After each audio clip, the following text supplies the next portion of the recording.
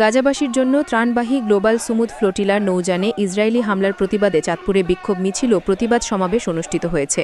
৩ October শুক্রবার দুপুরে ইসলামী আন্দোলন বাংলাদেশ চাঁদপুর শহর শাখার উদ্যোগে এই কর্মসূচি পালন করা হয়।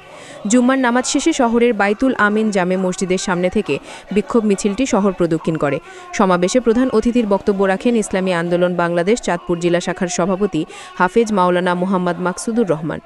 ইসলামী আন্দোলন বাংলাদেশ চাঁদপুর শহর শাখার সভাপতি মাওলানা আবদুল্লাহ আল মামুনের সভাপতিত্বে ও সেক্রেটারি শরীফ মৃধার পরিচালনায় বক্তব্য রাখেন চাঁদপুর জেলার সহসভাপতি মাওলানা গাজী মোহাম্মদ হানিফ, সেক্রেটারি KM ইয়াসিন রাশেদ সানি, সদর উপজেলার সভাপতি ড বেলাল হোসাইন, ইসলামী শ্রমিক আন্দোলন চাঁদপুর জেলা শাখার সেক্রেটারি মহিবুল্লাহ বেপারী, সদর উপজেলার যুব আন্দোলনের সভাপতি শেখ মোহাম্মদ হাবিবুর রহমান, সদর উপজেলা ছাত্র আন্দোলনের সভাপতি নাসির উল্লাহ বাহাদুর প্রমুখ।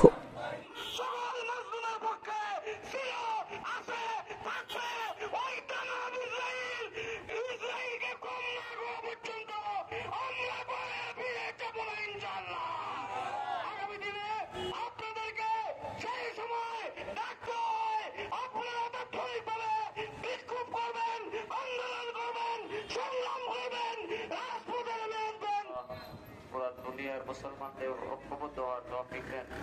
ইয়া আল্লাহ, বাংলাদেশের মুসলমানদের জন্য ইয়া আল্লাহ শান্তির ফয়সালা করেন। গাজাবাসী মুসলমানদের জন্য শান্তির ফয়সালা করেন। সারা দুনিয়ার মুসলমানদের জন্য শান্তির ফয়সালা করেন।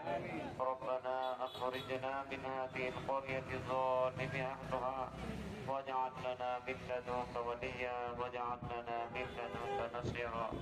সাল্লাল্লাহু তাআলা আলা খায়রি খালকিহি মুহাম্মাদিন ওয়া আলিহি وأصحابه أجمعين وارحمنا معهم برحمتك يا أرحم الراحمين.